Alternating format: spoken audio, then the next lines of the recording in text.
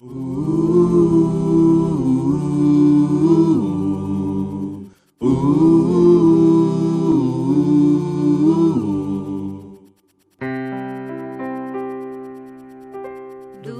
teu falar, ó Salvador, jamais vou duvidar, é encorajador. Alimento Diário, série A Igreja, Coluna e Base da Verdade. Título do volume 5, O Evangelho da Glória de Deus. Autor, Esdras Mar. Título da semana 4, O Evangelho de Paulo. Quinta-feira, ler com oração, Isaías capítulo 25, versículo 8. Tragará a morte para sempre, e assim enxugará o Senhor Deus as lágrimas de todos os rostos, e tirará de toda a terra o opróbrio do seu povo, porque o Senhor falou. O Evangelho da Glória de Deus, parte 2. Como vimos ontem, o Evangelho pregado por Paulo inclui a encarnação, o viver humano e a morte de Cristo na cruz. Ao morrer na cruz, Cristo destruiu a morte. Hoje vamos ver mais a respeito da vitória de nosso Senhor na cruz e também do poder da vida de ressurreição. Cristo morreu na cruz, mas venceu a morte ao ressuscitar. E em sua segunda vinda, todos os que lhe pertencem serão vivificados, e a morte será lançada no lago de fogo, sendo assim eliminada por toda a eternidade. Graças a Deus. É o que nos é revelado nestes versículos. Porque assim como em Adão todos morrem, assim também todos serão vivificados em Cristo, cada um, porém, por sua própria ordem. Cristo as primícias, depois os que são de Cristo na sua vinda. E então virá o fim, quando ele entregar o reino ao Deus e Pai, quando houver destruído todo o principado, bem como toda a potestade e poder. Porque convém que ele reine, até que haja posto todos os inimigos debaixo dos pés. O último inimigo a ser destruído é a morte. 1 Coríntios capítulo 15, versículos 22 ao 26. Cabe destacar também que quando Paulo diz, porque convém que ele reine até que haja posto todos os inimigos debaixo dos pés, isto está afinado com a profecia de Salmos 110:1. Hoje o Senhor, por meio de sua igreja, está subjugando todos os seus inimigos. E por fim a morte será destruída. Graças ao Senhor. Na eternidade não haverá mais morte. Que maravilha! Conforme lemos, no momento, no abrir e fechar de olhos, isso diz respeito ao arrebatamento dos que ficaram na grande tribulação. Ao ressoar da última trombeta, a trombeta soará. Os mortos ressuscitarão incorruptíveis e nós seremos transformados.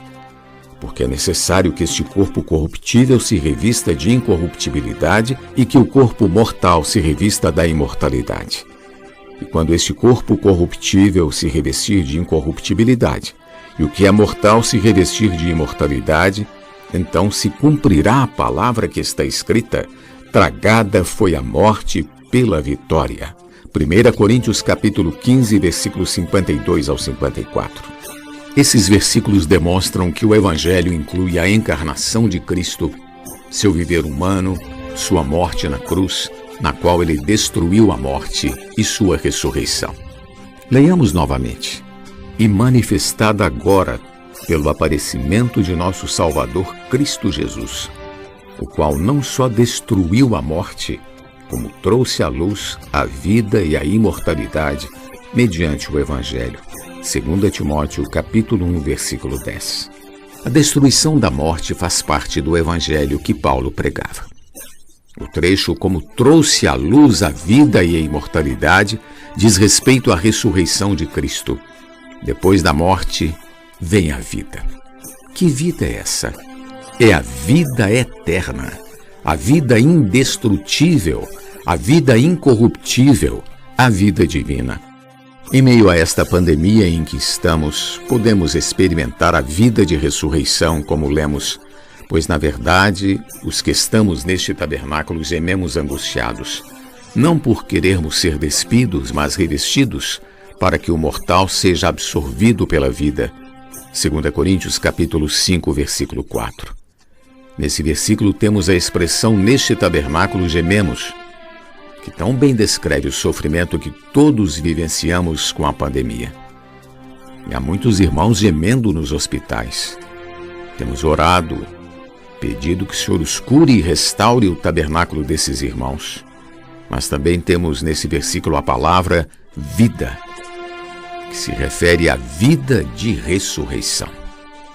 Queremos destacar a palavra imortalidade. No capítulo 1, versículo 10 de 2 Timóteo, que no grego significa incorruptibilidade. Quando o Senhor Jesus morreu na cruz e foi sepultado, nas palavras proféticas dos Salmos, já havia o registro de que Deus não deixaria a carne de seu Filho ver corrupção. Portanto, a imortalidade refere-se à natureza da vida divina. Essa vida que não vê corrupção é a vida de ressurreição, e essa é a vida que recebemos. Louvado seja o Senhor! Aleluia! As boas novas é que a vida que recebemos pelo Evangelho inclui a encarnação, o viver humano, a crucificação, a morte e a ressurreição do Senhor Jesus. Graças a Deus, porque nós já recebemos tal vida. Louvado seja o Senhor. Pergunta de hoje: o que significa a profecia de Salmos 16:10 a respeito da morte do Senhor Jesus? Do teu falar, ó Salvador,